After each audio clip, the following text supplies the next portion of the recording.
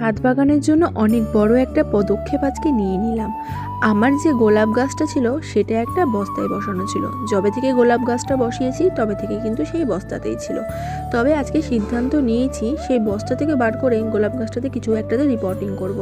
Reporting করতে গিয়ে আমি ভিডিও অন করে রেখেছি, তখন দেখি কোনো কারণবশত ভিডিওটা অফ হয়ে গেছে। তোমাদেরকে দেখাতে পারলাম না কতটা কষ্ট করে হাত কেটে তারপরেই আমি সেই গোলাপ গাছটাকে রিপোর্টিং করলাম। পুরো মাটিতে রুট বাউন্ড হয়ে গেছিলো, সেই জন্য কিন্তু গোলাপ গাছটা হয়তো বেড়ে উঠছিল না। যাকে এত বড় পদক্ষেপ নিয়ে ভালো কাজই করলাম। গোলাপ গাছটা তো রিপোর্টিং করা হলো, নয়তো কিছুদিন পর হয়তো গোলাপ গাছটাকে আর বাঁচাতেই পারতাম না। এইভাবেই কিন্তু আমি পুরো গোলাপ গাছটাকে রিপোর্টিং করলাম। তারপরে বেশ কিছুটা ধুলো মাটি ছিল সেগুলোও দিয়ে দিলাম, আর কিছুটা গোবর সার ছিল সেটাকে মাটির সাথে মিশিয়ে ভালো করে দিয়ে দিলাম।